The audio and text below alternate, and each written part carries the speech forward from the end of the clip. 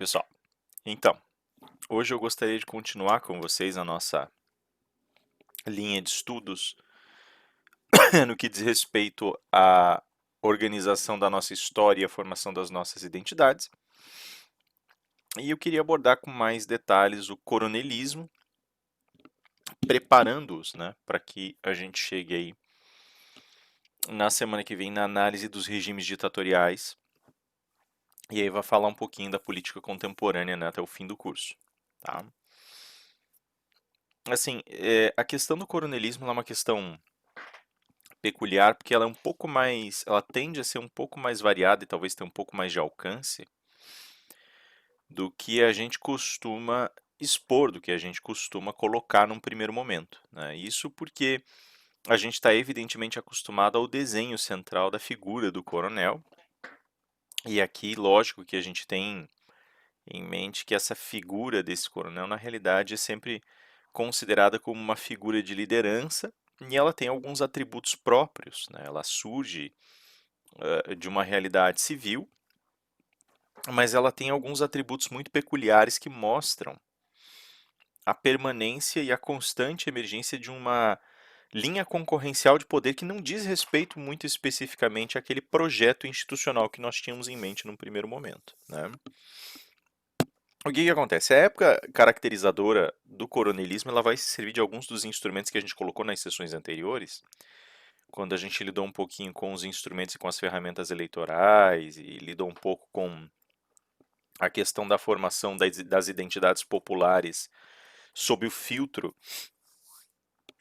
do eleitorado, sob o filtro dessas composições gerais, né, de relações políticas e sobre como esse traçado institucional começa a ter uma determinada emergência, a gente vai começar a entender que mesmo que nós tenhamos em mente, mesmo que nós ainda contemplemos, vejamos, né, um contexto, um conjunto racional que envolva a possibilidade de formação de uma burocracia estatal, de mecanismos de equilíbrio político, de mecanismos de representatividade, ainda assim, esses mecanismos são permeados, eh, eles passam por essa injeção de indivíduos e grupos que pretendem uma permanência, né, uma perenidade nas relações de poder. E isso cria uma cultura muito peculiar para nós, e é uma cultura que destaca a ideia de que as instituições servem literalmente como instrumentos, como agentes,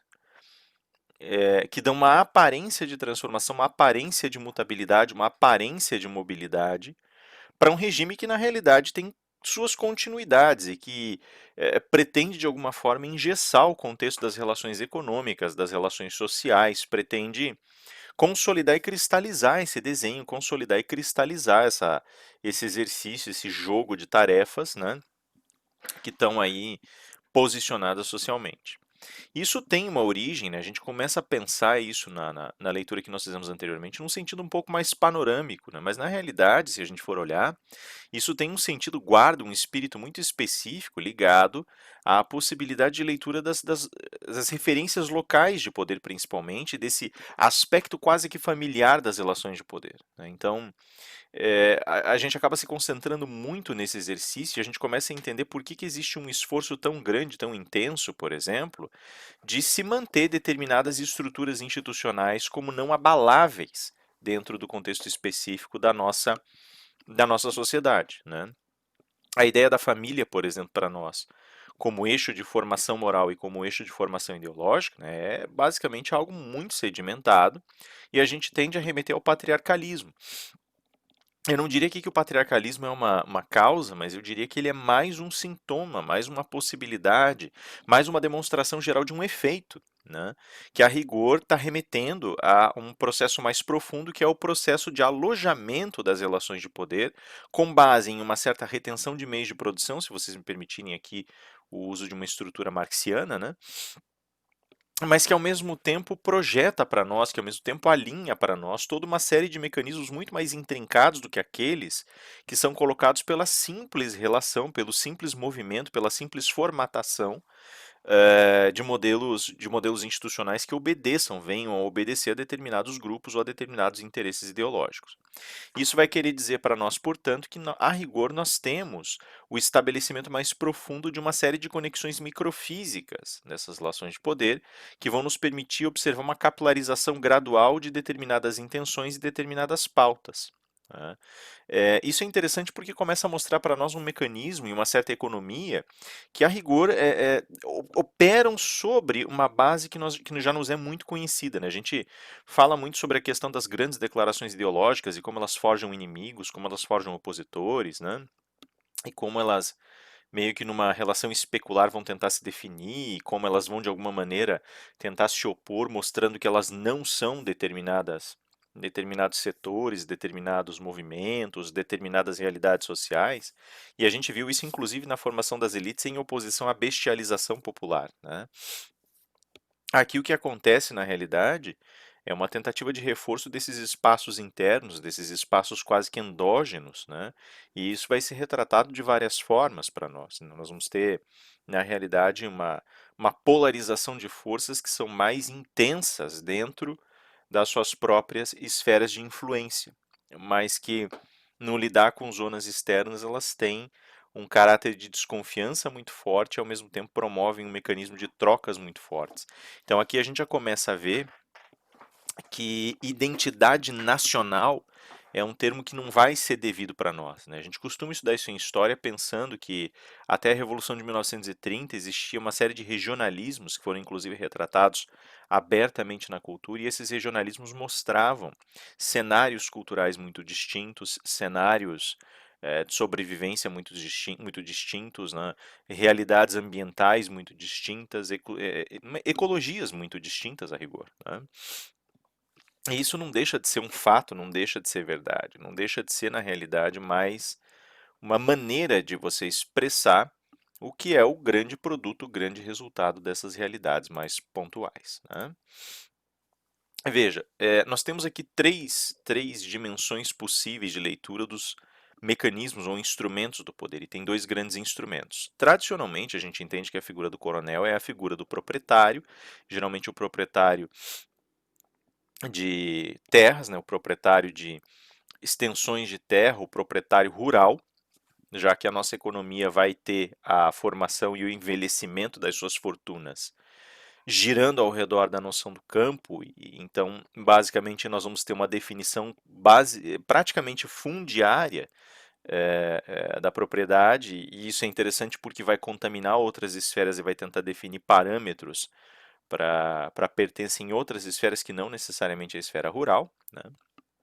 Mas, ao mesmo tempo, a gente tem ali a ideia de que a apropriação dos espaços ela também permite, de certa maneira, uma ingerência sobre a geografia, né? E essa ingerência ela basicamente opera sobre a própria base da apropriação de recursos e da maneira como esse recurso, né, como esses recursos vão ser operacionalizados e trabalhados. Mesmo em períodos em que nós vamos falar, por exemplo, sobre a questão das grandes riquezas da terra, nós também vamos falar sobre a possibilidade de concessões exploratórias, e essas concessões elas operam de alguma maneira, não no sentido jurídico, evidentemente, mas no sentido material, como sendo também esferas e focos de polarização de potenciais formas de troca e formas de fluência de influência, de regimes econômicos e assim por diante. Nós tendemos a associar então a figura desse grande proprietário. Ele geralmente vai ter poder dentro de uma circunscrição um pouco limitada num primeiro momento, mas que ao mesmo tempo tem uma relevância muito grande justamente porque vai ser a unidade mais próxima do espaço da vida popular. Esse indivíduo ele vai ter muita força no município, ele vai, aliás, ser figura ativa na formação do espaço municipal. Então, se a gente for parar para pensar, por exemplo, isso é realidade ainda hoje, né? Você vai para algumas cidades de interior, aí, em tudo que é canto do Brasil, e você vê que determinados indivíduos eles são considerados como benfeitores de cidades, têm nome em rua, nome em praça, né, descerram placas, participam ativamente da vida pública, não raro participam da vida ativa da prefeitura ou são prefeitos, não raro elegem pessoas dentro da cidade. acabam se envolvendo com política, ganhando força. Isso não é realidade só nesse nível, né? Em outros níveis também a gente pode ver que existem figuras que são eminentes em estados inteiros. Então, você vai lá, por exemplo, para Amapá, você vai, enfim, né? Para São Luís do Maranhão, para Maranhão, no caso, no estado do Maranhão e assim por diante, você vai vendo que existem figurinhas carimbadas, Alagoas, né? Aqui também, né? Mas lá a gente tende a encontrar cenários mais comuns, talvez por entender que, talvez pela distância da cultura mesmo, talvez pela distância do espaço, nós começamos a mitificar, digamos assim, as relações e para nós fica mais fácil ver, né? Fica mais fácil identificar porque nós estamos mais, estamos vendo o processo lá de fora.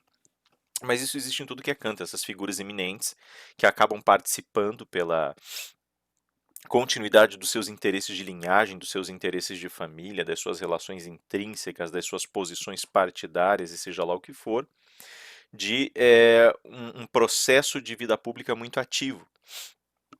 E acabam aparecendo como indivíduos que, de alguma maneira, se tornam figuras icônicas no processo de organização do espaço público, que a rigor não é bem público, né? Então ele acaba sendo um espaço vinculado ao ato gracioso desse indivíduo ou desse grupo de indivíduos que de alguma maneira disputam espaço e disputam forças no microcosmos de um município, né?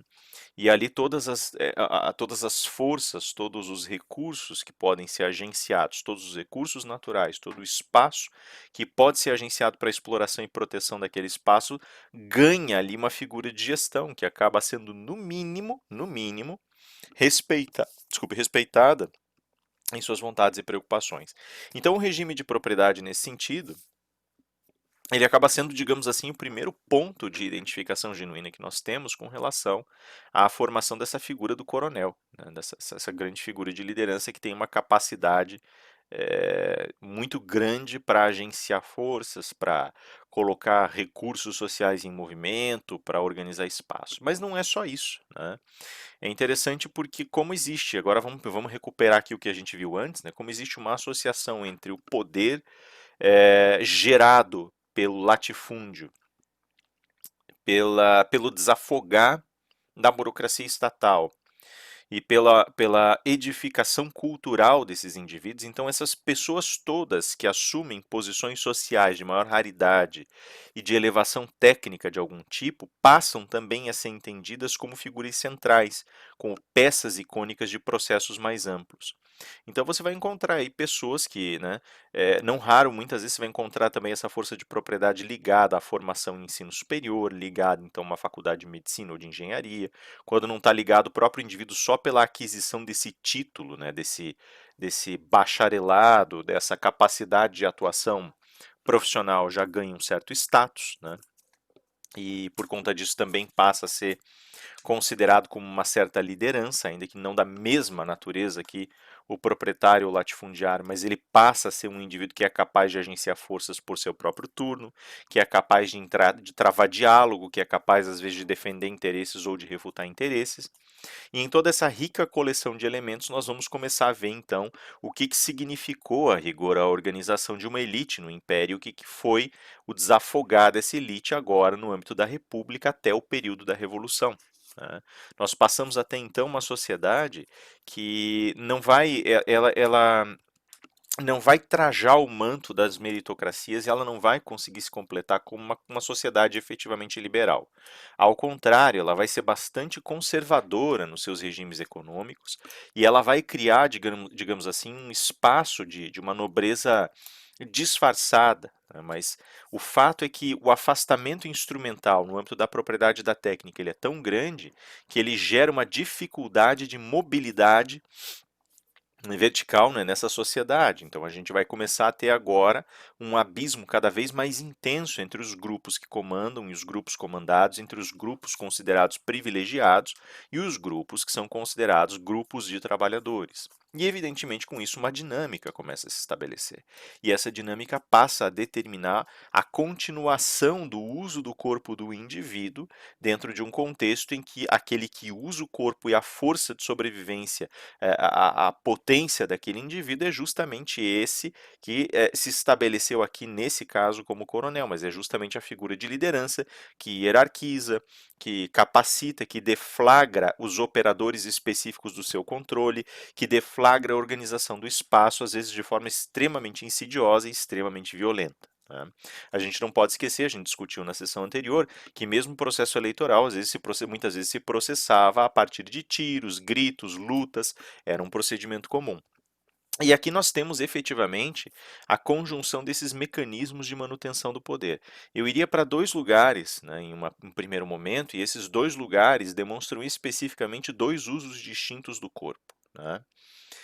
Eu vou me servir aqui, se vocês me permitirem, de uma hipótese levantada pela Judith Butler, né, quando ela fala especificamente sobre o conceito de enquadramento, mas não vou usar o enquadramento dentro do seu enquadramento original. Né? Eu gostaria de usá-lo nessa situação para que a gente possa perceber como a gente consegue aqui, na realidade esse enquadramento aqui ele vai ser um pouco distorcido, né? Mas, porque não é exatamente o conceito que ela retira da fotografia do cinema, mas é antes um conceito semiótico, talvez mais afeito aqui a um Metz do que propriamente a ela. Mas o que significa isso? Quando ela faz essa definição e de alguma maneira está construindo, edificando um discurso, vai tentar demonstrar o posicionamento específico, a posição específica do feminino em diversos cenários, ela está na realidade tentando demonstrar que a rigor você consegue retirar determinados discursos ou forças de significação dos seus cenários originais e a depender da moldura que você dê para esses discursos, para essas potências de significação, eles se realinham e começam a ganhar destaque, começam a sobreviver de formas novas. E ela se refere muito ali ao discurso, por exemplo, que é produzido pelo prisioneiro, pelo indivíduo privado de liberdade quando ele está preso. Né? Então ele está lá, por exemplo, riscando alguma pauta de protesto numa parede ou coisa que o valha, e naquele contexto, naquela quadratura, naquele enquadramento, né, ou seja, naquele enquadramento aqui justamente no sentido do enquadramento da fotografia e no enquadramento do cinema, né?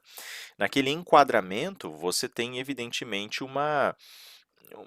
todo o contexto da relação atritiva entre o carcereiro e o prisioneiro, né? Você tem todo o contexto das motivações consistentes da prisão, o regime de prisão e aquela coisa toda.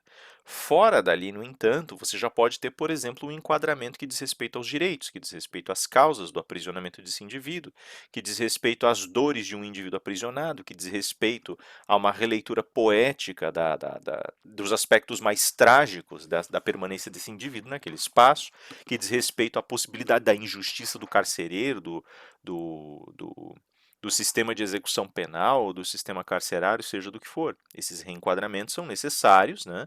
E esses signos eles acabam sobrevivendo, diz ela, fora de espaços que originalmente o sufocariam, mas eles acabam sendo transmitidos para enquadramentos novos, né? Então existe esse embate, existe essa luta. E isso é interessante, porque aqui nós também podemos falar em certa medida de enquadramentos. Só que aqui eu diria que nós temos mais um processo de ressignificações através desses enquadramentos ou dessas inscrições narrativas, né, para revisitar aqui um conceito de mediação que é o conceito do Guattari, né, que ele nos oferece nas três ecologias, né, e discute, ainda que de uma maneira mais suave, no Caosmose. Né. Então ele vai dizer para nós basicamente que uma subjetividade ela não é formada, né, ela não é construída, nós não somos, a subjetividade não é o que nós somos singularidades, né? A subjetividade ela é inscrita através de uma narrativa, essa narrativa geralmente é externa, né? Então ela vai agenciando forças, né? Então o Rafael é professor, como o Rafael é professor, ele tem um histórico de estudos dele, um histórico das aulas dele, e agora na pandemia tem todo esse negócio dele dar aula à distância, né?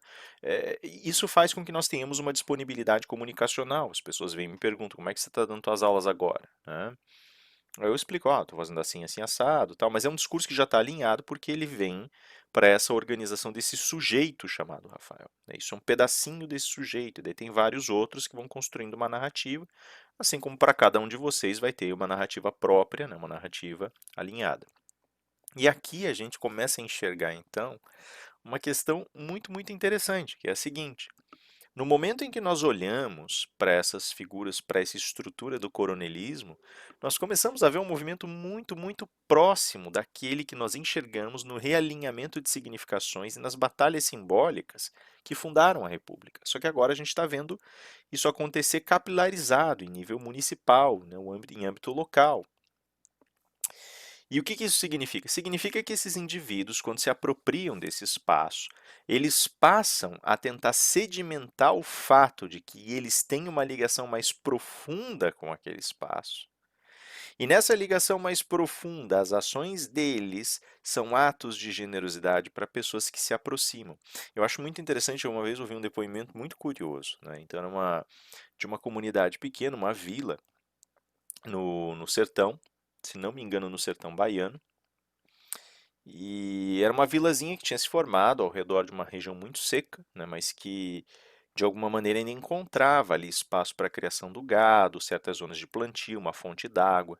E aí havia uma senhora que havia chegado em primeiro lugar naquele espaço. E essa senhora, ela se estabeleceu ali e as pessoas que foram chegando depois tinham que pedir permissão a ela, porque ela entendia que ela era a dona do lugar.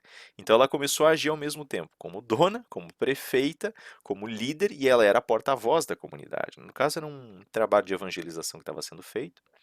E o sujeito ainda fala assim: para eu poder evangelizar ali, eu tive que pedir permissão a ela. Muito embora as casas fossem independentes, ela era a patroa, ela era a senhora daquele espaço, né? Então, se ela não quisesse que alguém se juntasse à vila, a pessoa não se juntava e acabou-se. E se quisesse se juntar, ela podia permitir, mas ela ia determinar exatamente aonde a pessoa ia ter que se alojar, né? Então, ela vai dizer: ó, você fica lá. Né? O que significa isso, a rigor? Significa que, de alguma maneira, nós entendemos que existe uma ligação entre determinados indivíduos e essa capacidade de canalização de recursos. E aqui a gente tem, portanto, uma rede de significação em que esses indivíduos, seja por expertise, então chegou primeiro, seja por antecedência, seja por antiguidade, seja por sabedoria, seja por uma característica autoritativa simbólica, seja pelos seus recursos, ele está automaticamente legitimado. Existe uma certa menção, um certo resquício de uma teoria que eu mencionava para vocês lá atrás, que é chamada teoria do hiperestado estoico, em que se fala que o líder tem que ser aquele que tem uma capacidade racional mais elevada e, portanto, tem algum atributo extraordinário que o diferencia dos demais. Essa condição, ela é muito comum e ela pode, inclusive, ser esclarecida dentro de um contexto específico de representações simbólicas, até mesmo num sentido arquetípico, né? O indivíduo que tem uma ligação mais profunda com aquele espaço, ele oferece definição, ele assume uma posição arquetípica determinada. E isso significa também, portanto, que no esquema mais amplo dessas relações, no esquema mais amplo dessas forças significantes, esse indivíduo, ele se torna de alguma maneira, ele se inscreve de alguma maneira como uma força original, como uma capacidade, como um indivíduo que tem essa capacidade de atribuição original. Aqui entra, portanto, o enquadramento desse indivíduo, né? Ele é um enquadramento, e esse é o ponto a que eu quero chegar, que desenha um certo modelo de sociedade. Esse modelo, ele tem atribuições originalistas, ele está tentando buscar um to arcaios, ele está tentando buscar um princípio. E o florescimento desse princípio vai ser a maneira como o espaço vai se desenvolver e a maneira como esse espaço vai ser desenhado. Esse indivíduo, ele não deixa de assumir os atributos necessários, por exemplo, né, se vocês virem lá agora nas aulas do primeiro ano, faz um tempo, aí eu passei para eles isso em Maquiavel, não vai deixar de assumir uma certa aura do príncipe maquiaveliano, no sentido específico de ser aquele que faz a primeira lei. Ele é a força geradora, ele é a origem das relações de poder, ele é a semente, ele é o processo seminal a partir do qual aquele espaço vem a ser organizado. Eu quero que vocês imaginem agora o que isso significa, mais especificamente no sentido dos encaixes das sessões anteriores. Tem uma primeira coisa que tem que ser levada em consideração. A gente tem que levar em consideração que o processo de colonização e o processo de organização do espaço aqui, ele sempre foi um processo exploratório. O que isso significa? Significa que sempre houve uma necessidade, a gente sempre teve um contato, um tangenciamento, talvez uma visibilidade maior desse contato entre consciência humana e estados de natureza incontroláveis, brutos, talvez que se assomam sobre nós, e isso sempre foi um raciocínio a que fomos muito afeitos, né? É mais ou menos como vocês pegarem a obra do Dvořák, quando ele vem para cá, quando ele atravessa o oceano e vem parar nos Estados Unidos e começa a ver a extensão de terra e a pujança natural daquele espaço. Ele fica de tal forma abismado de ver aquilo, em comparação com as terras, né, com a terra europeia que ele conhecia, que na composição Novo Mundo ele tenta demonstrar essa grandiloquência, esse estado de grandes ambições e grandes apetites em oposição a uma natureza ainda maior, talvez mais brutal, talvez mais inamovível mesmo.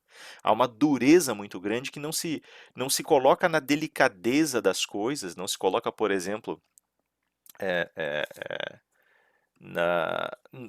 nesses pontos mais delicados de equilíbrio que o Goethe descreve quando comenta a sua leitura de natureza, ou que a própria fenomenologia tenta traçar de maneira a olhar a peculiaridade, o detalhe do fluxo, da fluência comunicacional na natureza. Ao contrário, ela é uma natureza que está pronta para te esmagar e te destruir. A civilização está sendo engolida, né? E eu quero que vocês pensem nesse desenho simbólico. Você sai, você é, amplia as suas reflexões de uma esfera de pertencimento que está há séculos lutando contra si mesma e que tem um domínio muito poderoso sobre as relações naturais. Tá? Vou dar um exemplo ali. Então a gente tem toda a racionalidade caucasiana que é trazida para cá pelo português e que de alguma maneira empresta as suas ferramentas para a organização da nossa elite. Mas ao mesmo tempo a gente tem que lembrar que isso lá na origem, que esse espaço, essa territorialização dessas ideologias lá na origem, envolvia também uma capacidade de disposição e de exaustão da natureza muito maior. Ali a civilização venceu a natureza pelo cansaço.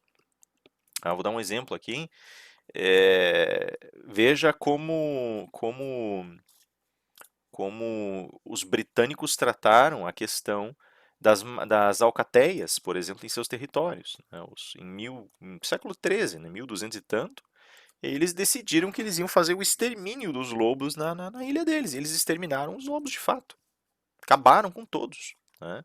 Então, por séculos não se via lobo lá porque mataram tudo. Né? Fora dali, o controle já é mais difícil. Né? No continente, a questão do controle das alcateias é bem mais complicada. Né? Enfim, né? Elas continuam a migrar e por isso é bem mais difícil, tem mais espaço para migrar. Agora vocês imaginem você transplantar essa noção para um território gigantesco como é o território americano. Né? Norte-americano, centro-americano, sul-americano, fica a critério de vocês, mas as forças da natureza estão mais presentes. O que eu quero dizer com isso? A figura do líder aqui, que vai de alguma maneira gerar, alimentar essa figura do coronel, né? O líder coronelista, até o líder ideológico que vem depois, ela é a figura do sujeito que está domando por rédeas curtas e pelo uso extremado da força, um estado natural muito brutal, e o que é pior, um estado natural muito brutal ao qual as massas pertencem. Volta para a questão da bestialização da sessão passada. Como elas não conseguem limitar os seus esforços, como elas não conseguem limitar, digamos, perdão, não seus esforços, mas limitar o espaço natural que as cerca, isso parece inevitavelmente contaminá-las psiquicamente também, tornando-as parte desse cenário selvagem e, portanto, também de alguma maneira insubmissas em seus comportamentos e em seus desejos. Né? Vejam, por exemplo, a riqueza de obras literárias que vão falar sobre o incontrolável das forças desejantes, que vão falar da fetichização da nudez do nativo. Né? Se vocês pegarem lá, enfim, né? Vocês podem pegar a própria carta de Pero Vaz de Caminha, né? Podem pegar, por exemplo, a tentativa de nobilização do nativo, que vai aparecer lá na literatura alencariana, mas que ao mesmo tempo evoca uma ligação fundamental com o estado de natureza. Vocês podem olhar ali em várias tendências regionalistas uma influência que eu gostaria de mudar talvez um pouco o ângulo de visão, né? Não uma influência daquilo que nós podemos entender como uma variedade de nações dentro de uma nação, mas antes como a influência irrefutável de biomas sobre as características e atribuições corpóreas e mentais dos indivíduos. Né? Então você vai me pegar lá, por exemplo, você pode pensar que Grande Sertão Veredas faz uma descrição de um espaço, de uma territorialidade que evoca um certo orgulho, um certo ufanismo. Eu daria um passo além e diria o seguinte: aquilo ali está inscrito na própria razão psíquica dos indivíduos que estão ali operando naquele espaço. É a maneira deles lidarem com a terra, é a maneira deles se estabelecerem, é a maneira do grupo, né, do corpo principal de personagens saquear, lutar, que faz com que exista ali uma versão expressiva, uma consciência da própria natureza, uma consciência do próprio espaço. né? Então existe um jogo de oposições, e existe ali também essa ideia, essa figura de um indivíduo que veio como força original, né, e que se estabeleceu ali como a primeira voz, a primeira boca daquele espaço. Se de um lado nós vamos pensar lá, por exemplo, nos pais fundadores das velhas, das velhas, dos velhos estados, das velhas realidades políticas na Europa, como sendo as grandes figuras que se apropriaram de certo espaço pelos vaticínios, pelos augúrios divinos e assim por diante, aqui nós vamos pensar em indivíduos que conseguiram dobrar os espaços da natureza e sujeitar esses espaços ao seu próprio contexto, às suas próprias forças, às suas próprias razões. Esses são os mitologemas que estão na base da contemporaneidade brasileira, de alguma forma. Então, esses indivíduos, assim, não é que nem que eles sejam exaltados simbolicamente, mas eles são vistos como os únicos que oferecem acesso a essa realidade mais ampla. Tá? Veja que a relação é diferente, ela é uma relação mais brutal, ela não é a relação de romantização desses indivíduos, mas é a relação de estabelecimento desses indivíduos como corpos, como evidências da força necessária para você domar o espaço. Então aí aparece essa ligação. Talvez aí justamente por isso a ligação fundamental entre propriedade e técnica, né? A propriedade representa aquilo que foi submetido, enquanto a técnica representa uma capacidade interior inerente de exposição aos tratos de submissão, né? Então aí vocês têm a formação dessa primeira figura do coronel. E o desenho geral do município é algo muito curioso nesse sentido, né? Justamente porque ele se inicia nesse sentido como aquele espaço de enraizamento, esparramamento e ocupação gradual. Aliás, é ali que você vai inscrever a história da ocupação, é sempre no município, né? Nunca em condições mais amplas, mas é no traçado municipal, na linguagem, na maneira de você agregar valores coletivos que você vai conseguir enxergar a microfísica dos grandes movimentos que estão acontecendo, né? Então, se você for olhar, por exemplo, o oeste do estado do Paraná, com uma tradição gaúcha muito forte, se você for olhar, por exemplo, determinadas cidades que foram construídas para a propositura de esforços produtivos, né? Então, você pode falar aqui, por exemplo, sobre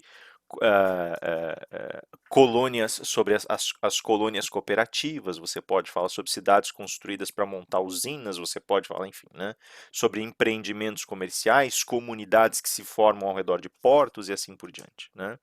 Então, você começa a ver uma dinâmica que instaura, digamos assim, essa realidade, e ela, ao mesmo tempo, vai mostrando como nós conseguimos abrir fissuras civilizatórias nesse pano de fundo que é a natureza, coisa que de alguma maneira já não era mais vista, já não era mais considerada no seu sentido mais consistente, mais forte dentro de uma organização intelectual mais uniformizada, como por exemplo a europeia, né?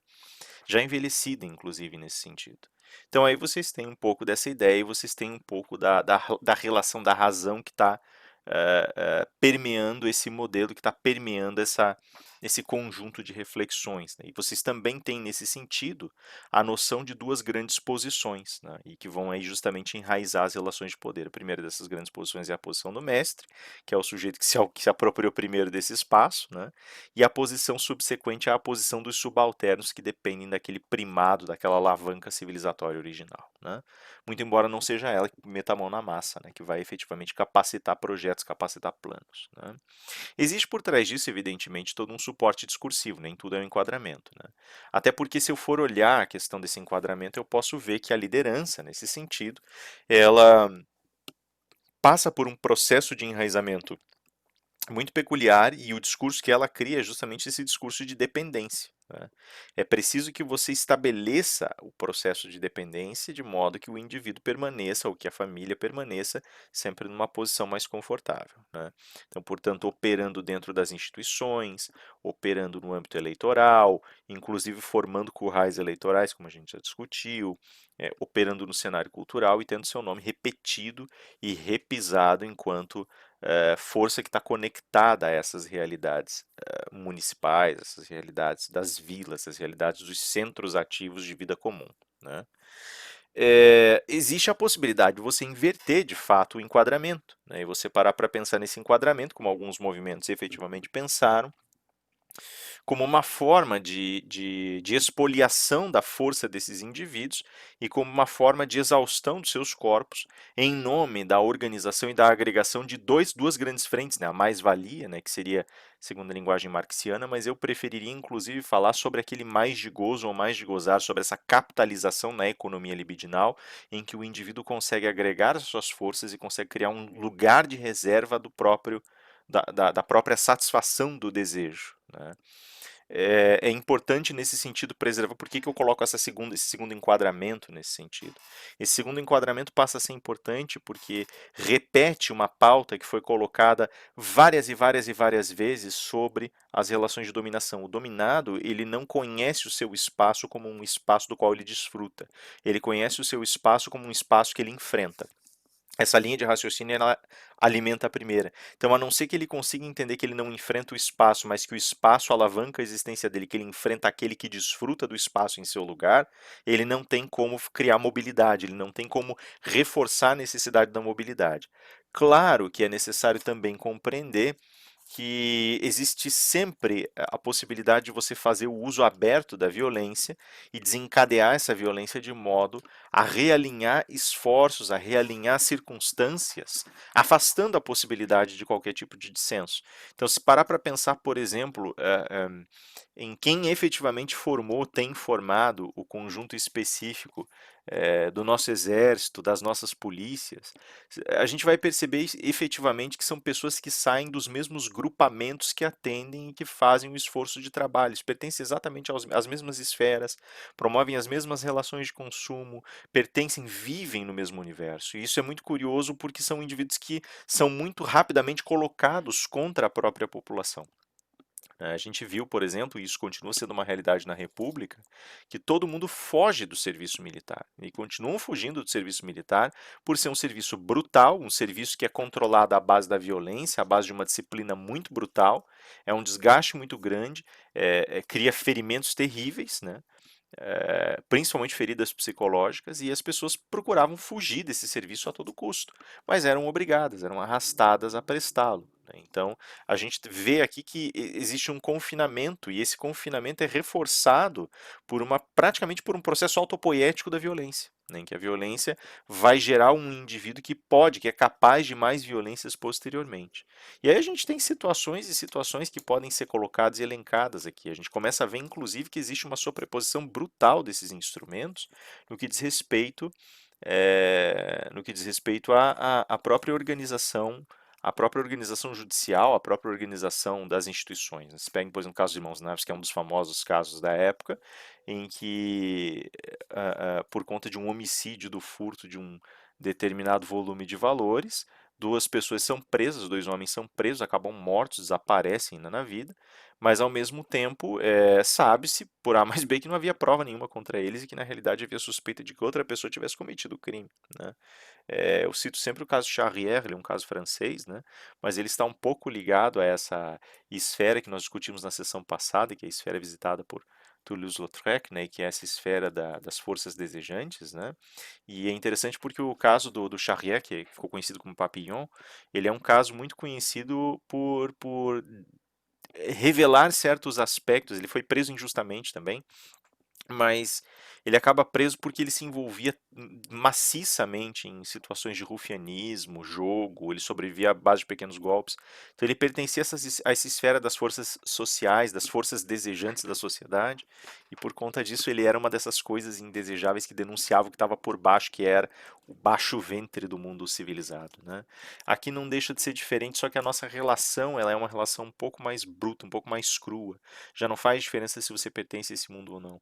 Todos nós somos entendidos como corpos pertencentes a uma realidade desejante, que escapou por entre os dedos da virtude, que escapou por entre os dedos da razão. A muito custo nós tentamos nos desanimalizar e não conseguimos, e por isso devemos domar essas feras, esses animais inconstantes que existem na gente, mais ou menos como o lobo da estepe, né, no caso do Hermann Hesse, né, vai colocar, a gente tenta domar aí a força esses animais e ainda assim não consegue, essa animalidade interior e ainda assim não vai conseguir, né? Veja, isso é interessante porque o espaço de fidelização e estruturação, portanto, passa a ser o município nesse sentido, a construção de uma instituição, a construção de uma regência organizada passa a ser a zona limítrofe entre um senso mínimo de humanidade e um espaço de divisão irracional, né? Um espaço de irracionalidade total que nos ameaça constantemente. Então, o nosso duelo agora, em termos significantes, ele passou a ser diferente, ele passou a ser o duelo contra o irracionalismo, o duelo contra as dificuldades que nós temos no âmbito do controle de forças desejantes, o duelo contra o crime, o duelo contra a desordem, o duelo. E lógico que daí você tem essas grandes figuras de guarda, que são esses grandes coronéis aí, né? Que vão aparecer diante de nós, certo? Veja, a gente tem evidentemente toda uma economia rolando ao redor dessas presunções, né? E esses vínculos intersubjetivos eles são muito curiosos porque eles criam uma dependência e um discurso que passa não a entender efetivamente o processo caritativo, mas passa a constituir de alguma maneira uma, uma releitura dos mecanismos de caridade, solidariedade, fraternidade humanas, né? Não existe. É preciso. Eu vou me servir aqui por um minuto, se vocês me permitirem. Eu vou falar de uma outra notícia que estão rolando aí, uma ou duas notícias que estão rolando agora, né? Só para a gente ter uma ideia do que a gente está falando no cenário contemporâneo também. Mas num primeiro momento eu gostaria de pegar emprestado um conceito que é do Durkheim, mais especificamente o conceito de organicidade social, né? A ideia de solidariedade orgânica ela aparece justamente porque nós temos uma implementação orgânica de uma variedade de atividades em um determinado meio. E na codependência e incompletude dessas atividades, elas acabam forçando, elas acabam puxando a gente para um eixo que necessariamente nos torna dependentes uns dos outros, né? Então, eu dou aulas, alguém planta, eu como o alimento que alguém planta, que alguém colhe, que alguém comercializa, ao mesmo tempo eu tento oferecer, eu tento estudar certas coisas para que nós todos como grupo possamos entendê-las, daí eu vou oferecer esclarecimentos e acionar discussões de modo que a gente consiga ter uma compreensão mais clara, mas a obrigação de compilação desses trabalhos acaba sendo minha, né? Alguém pega esses trabalhos e vai aplicar isso amanhã ou depois na organização de uma decisão judicial, na produção de uma peça, na produção de um discurso, para que ainda mais depois alguém retome essa ideia e consiga promover, sei lá, algum avanço em algum cenário, né? Ou implementação de algum processo, de algum procedimento diferente, ou, né? Enfim, o fato é que nós somos todos dependentes uns dos outros. E é engraçado porque aqui a relação de dependência ela nunca foi, ela é uma relação de dependência velada, né? E ela não chega a ser uma relação de dependência no seu sentido propriamente orgânico. Ela permanece entre dois mundos. Ela ainda usa muito daquela força mecânica. Ela ainda usa muito do medo, muito da introspecção simbólica para tentar refrear quaisquer esforços que sirvam para dinamizar, para tentar criar mudanças, né? Então vocês vejam, por exemplo, como a mudança, como o progressismo é demonizado ainda hoje em dia, né? Eu vou usar um exemplo aqui que vocês pararem para pensar, ó, vejam como é a situação. Nos Estados Unidos, né, que é um dos países, considerado um dos países com uma das polícias mais violentas do mundo, em um ano constatou-se 1.500 mortes, né, que foram documentadas e, né, mais pesadamente documentadas pelo exercício do poder de polícia do Estado, tá? Aqui nós não entramos nessa consideração e nós que temos uma população que é a gente tem, acho que eles têm 700 milhões de pessoas, uma vez e meia, mais ou menos, a mais que a gente, né, que tem seus 370, 400, enfim, né, desculpe eu não lembrar exatamente agora, mas eles têm uma população aí que é no mínimo o dobro, talvez um pouco mais do que a nossa. E se vocês pararem para pensar, nós tivemos 6.500 mortes nas mãos da polícia, lógico, mortes que foram documentadas, que foram, né, constatadas dessa forma aí. Pensem agora nessas realidades e no que significa o exercício da violência nesses cenários e pensem no que isso insinua, no que isso enseja, né? Geralmente, se a gente for fazer aqui, se a gente for elastecer o raciocínio, a primeira coisa que a gente vê é que o uso da violência, ele, além dele ter esse caráter além de existir uma inflação propriamente dita da violência, existe também uma facilidade muito grande a se recorrer a esse instrumento, né, em uma sociedade como a nossa. E isso tem um legado, vem de um legado, né? A violência ela não é pura e simplesmente um instrumento indesejado, mas ela tem atributos simbólicos. E ela vem de atributos simbólicos, o desrespeito à autoridade, né? É interessante porque isso tem uma qualidade que parece muito com os rascunhos da realidade totêmica em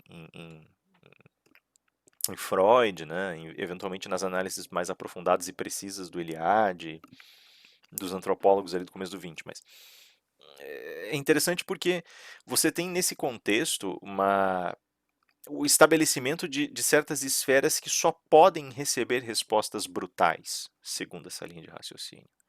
De modo que o que você tem é uma realidade que ocupa tanto a sua geografia quanto a sua coleção de relações simbólicas a partir de uma estruturação totêmica, de certos valores que estabelecem os limites, o limiar das relações sociais. E qualquer coisa que ultrapasse esse espaço passa então a ser desintegrada dessa sociedade abertamente combatida. Isso também explica, por exemplo, por que que nós temos, né, por que que dentro de determinadas posturas progressistas, sobretudo hoje em dia, nós alojamos muito facilmente um discurso de ódio. Isso não tem acontecido só aqui, né? Tem acontecido em várias partes. Eu volto aqui, por exemplo, ao ponto, um ponto mais específico que comentei agora na sessão de Kant, ainda que muito brevemente com o pessoal do primeiro ano, mas eu volto especificamente à leitura do Baudrillard falando sobre um universo pós-verdade. Ele alega que porque nós chegamos a um ponto em que conseguimos não, mas chegamos a um ponto em que as informações são fragmentárias e oferecidas em universos fechados pelos indivíduos, para os indivíduos. Cada indivíduo escolhe, seleciona, ou às vezes só retém consigo um número muito limitado de dados para que ele possa alcançar suas conclusões, de modo que são tantos dados, mas ao mesmo tempo são tão poucos que chegam a nós por uma série de razões, né, que na pleiade de dados ninguém mais consegue construir discursos que possam se desmontar uns aos outros. Perde-se a capacidade de raciocínio nesse sentido, que significa que eu posso construir uma verdade minha enquanto você pode construir uma sua e nós dois podemos estar coerentemente adequados num campo ou no outro, mas nós dois nunca vamos conseguir chegar a desmontar os discursos um do outro porque não existe uma captação total dos dados mais hoje, porque não existe mais a possibilidade de nós mesmos galgarmos espaços ao ponto de termos as forças completas dos dados que nos chegam, que nos acolhem. E aí ele vai falar em pós-verdade. Eu não confio nessa leitura, não acho que ela seja mais adequada. O que acontece para mim a rigor vem justamente ligado a essa rede de conexões simbólicas, né?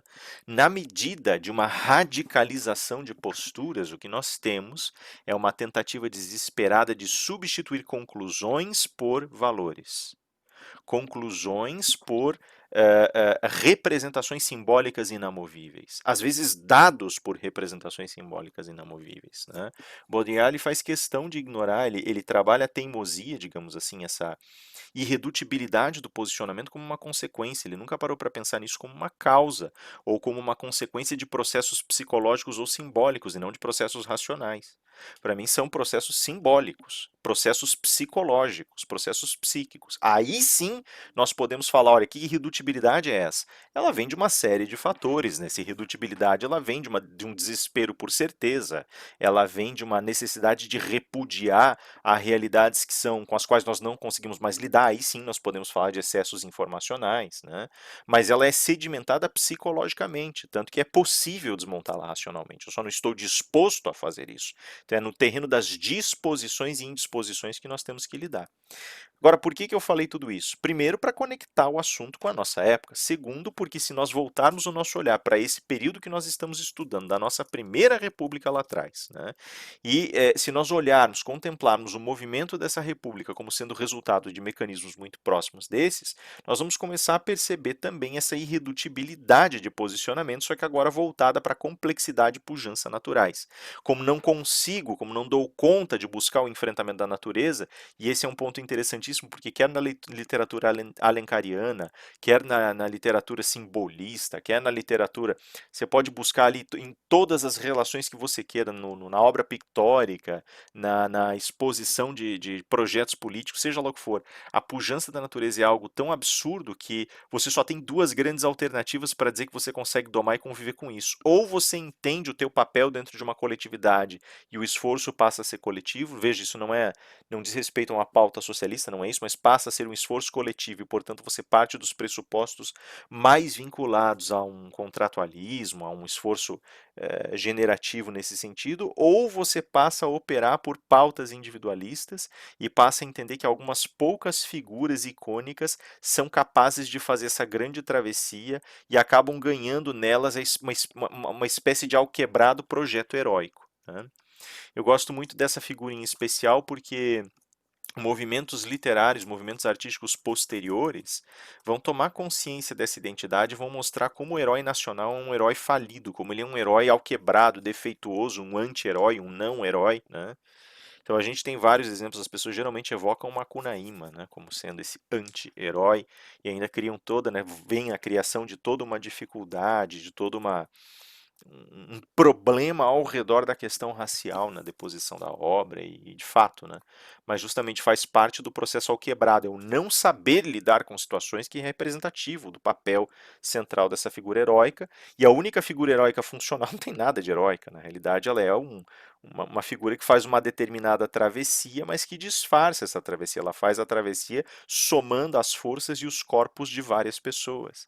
Não é muito diferente dos regimes que vão começar a aparecer posteriormente, né? Então veja que se eu poderia ter um senso de coletividade, compreendendo a organicidade e participação de todos, a necessidade de participação ativa de todos, aqui a minha sociedade se vira tão fraca e a coleção de argumentos e estruturas psíquicas era tão fugaz que de fato eu simplesmente conseguia reunir esse esforço coletivo, aspas, sob uma cabeça que aparecia ali, polarizando esses esforços, usando indivíduos como membros de um corpo participativo vivo, que seria conduzido, induzido, levado a um processo civilizatório. Em outras palavras, o argumento do incivilizado foi utilizado sobre nós mesmos, para que nós mesmos fôssemos as forças a serem civilizadas pelo sangue e suor delas próprias, mas que deveria ser conduzido por forças civilizadoras externas, basicamente esses indivíduos que estão presos entre muitos universos, né? E aí o condão deles, de serem essas figuras heróicas partidas, né? Eles fazem uma jornada de partida que não sai de lugar nenhum, mas permanece dentro do próprio estômago da besta, já que eles estão sempre olhando para suas questões proprietárias, para suas próprias realidades. Então é basicamente uma espécie de onanismo, onanismo potestativo, né? Vamos colocar dessa forma, né? Então é uma realização do prazer consigo mesmo e com seu próprio corpo, um alargamento do seu próprio corpo em descanso, né? Em um descanso torpe, ou então nós poderíamos talvez falar sobre indivíduos que quando tentam empreender uma saída descobrem que eles estão na realidade vindo de um território que é selvagem, que foi apenas esparsamente civilizado e que eles próprios são os incivilizados, eles têm que encarar a fisionomia deles, eles são semelhantes a nós. Eles estão nas mesmas condições que nós, estão sob as mesmas condições que nós. Eles não tiveram tempo de maturação para dobrar o espaço deles e não vão ter, porque isso exige que eles admitam que estão ombro a ombro com todos nós, né? Então você tem essas duas relações, né? É, não tem nada, e aí que está o pior, não tem nada de herói trágico, porque o herói exige uma nobreza, uma virtude interior, e não há virtude em nenhum momento dessa conversa, né? O que há basicamente é a morte, a aniquilação da autoconsciência, do reconhecimento, se a gente preferir aqui a linguagem honetiana, né? E do outro lado existe a possibilidade desse indivíduo que, em caráter autoexaltatório, cria um mito de si mesmo, né?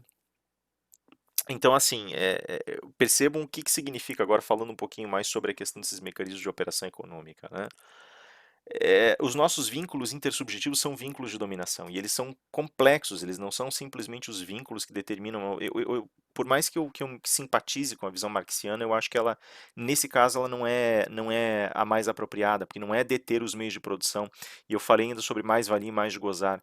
Mais de gozar ainda é o caso, né? Mais-valia também é um pouco mais difícil. O que acontece, na verdade, é um pouco mais difícil de encaixar. O que me parece acontecer, na verdade, é justamente isso: é uma aniquilação das forças libidinais em um estado, um processo que faz com que elas se joguem contra a capacidade criadora infinita da natureza, com que elas têm que concorrer contra esse ambiente que é muito mais amplo e muito mais brutal, né? Tanto que vocês vejam que muitos dos discursos que nós temos hoje e que são discursos emancipatórios, eles se alinham muito profundamente com a noção de equilíbrio natural, nisso ao redor do globo aqui, então nem se fala, né? Por outro lado, você tem o indivíduo que nesse autodomínio ele quer se fazer crescer também, ele começa a agregar para o próprio corpo, começa a fazer o corpo dele se elastecer, ele se preenche da capacidade de satisfazer o seu próprio desejo. Ele tem um sobregozo, por assim dizer, né? É tanto que ele sobra, e nessa sobra, essa força libidinal extraordinária que lhe resta, ela acaba sendo vertida na forma de violência, na forma de autoridade. Tem um texto que tem lá pra frente, depois que vocês vão dar uma espiadinha, chama Você Sabe Com Quem Está Falando, né? Então isso é interiorizado na própria instrumentalização do discurso, quer dizer, o indivíduo que detém autoridade, quer manter a autoridade pelo próprio exercício do discurso e que converte seu próprio medo em um espaço de brutalidade. Nesse caso aqui, o que se converte é o excesso do gozo e o pavor, o temor de perder esse excesso por meio da realização fatal de que se você não exerce o seu gozo aqui usando um pouco a mentalidade deleuziana, da materialidade do desejo, se você não exerce a satisfação do seu desejo sobre algo que não é você, mas que tem materialidade, você não exerce porcaria nenhuma.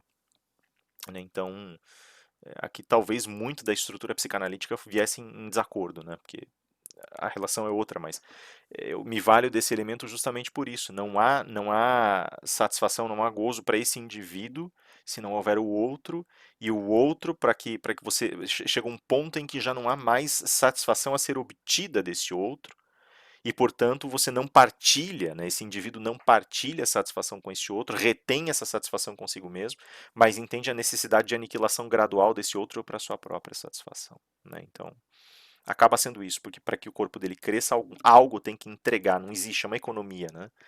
Para que ele cresça simbolicamente, o outro tem que ser denegrido e inferiorizado, já que a economia, já que existe um circuito econômico fechado aqui. Né?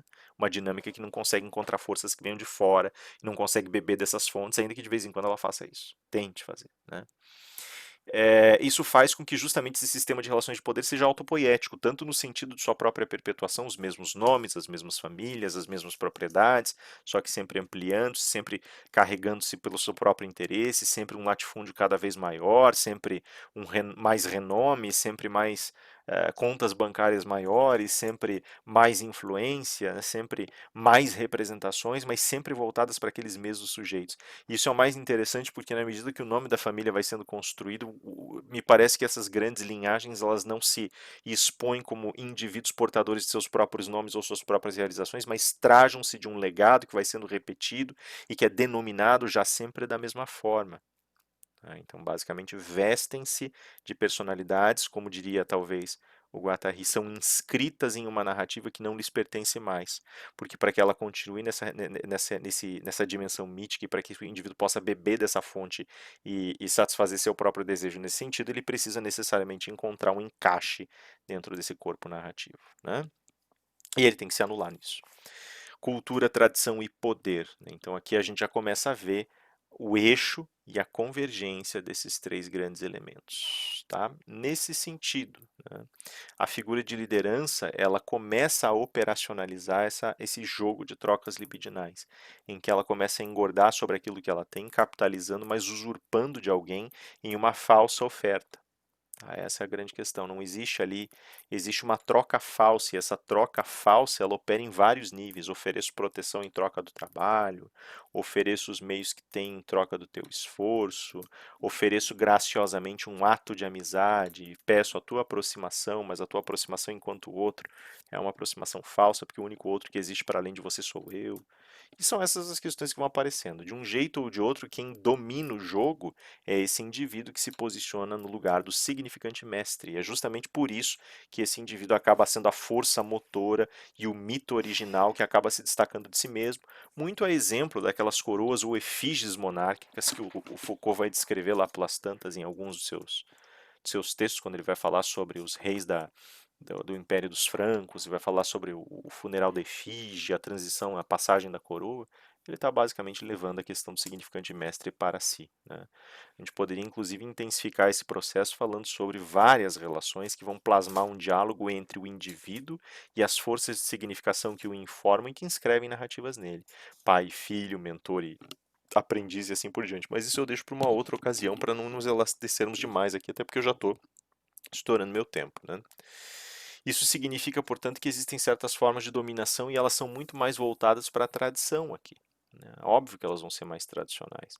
Por mais que elas envolvam, evidentemente, todo um aparato burocrático ao seu redor, por mais que elas envolvam, se a gente for aqui revisitar Weber, né, estruturas econômicas, por mais que elas envolvam certo arsenal técnico, no fundo, elas acabam sendo tradicionais, né? O enraizamento tradicional está sempre presente, ocasionalmente um enraizamento carismático, mas a tradição está muito latente, muito viva nesses processos e em todas essas circunstâncias. Dessa forma, o coronelismo ele acaba sendo, digamos assim, uma das grandes forças motoras que vai nos levar a entender depois por que certas forças podem ser canalizadas e utilizadas para a ascensão de regimes de características muito autoritárias. É interessante ver, por exemplo, que o getulismo, quando ele surge de certa maneira em oposição a essas lideranças locais. Mas ele também surge como aquele que se traja, que se veste, esse era o meu ponto central, desse grande mito que foi gerado, dessa figura de travessia heróica. Pensem, por exemplo, em como a narrativa getulista acaba sendo construída nesse sentido, em como a figura de Getúlio acaba sendo construída como uma figura de um nacionalista, como uma figura de alguém investido na vida do trabalhador, na vida do homem humilde, como uma figura salvacionista, como uma figura redentora desse espaço que a rigor estava dilapidado, rompido, jogado para além dos limites e do alcance de um processo civilizatório. Ele aparece de alguma maneira como uma força civilizatória, mas sempre essa força civilizatória, ela é antes de tudo, ela se pronuncia antes de tudo como uma força e como um exercício brutal da violência. Tá? Esses elementos nós vamos ver na próxima sessão. Eu vou organizar para vocês ainda um pouquinho mais as questões simbólicas que eu coloquei aqui, só para a gente ter esse desenho de uma maneira mais consistente posto aqui para nós. Beleza, pessoal? Por hora é isso, por favor, cuidem-se. Lembrem que essa semana não vai ter debate, né, por conta desse compromisso que eu tenho agora no fim da semana, mas daí nós retornamos na semana que vem, tá? E aí a hora de vocês fica cumprida aqui com essa hora de vídeo, mais as atividades que eu vou deixar lá, tá bom? Nós voltamos na próxima sessão, né, na próxima semana, já começo a falar um pouquinho sobre getulismo, os movimentos das ditaduras, o que significa regime autoritário, totalitarismo, como é que eles operam, né? E aí nós vamos conversar um pouquinho sobre a formação dessas raízes políticas e como elas visitam, vão beber dessas fontes psíquicas que a gente está discutindo e simbólicas que a gente está discutindo, beleza? Por favor, cuidem-se, qualquer coisa procurem pela gente que a gente está aqui, fiquem com Deus, até mais.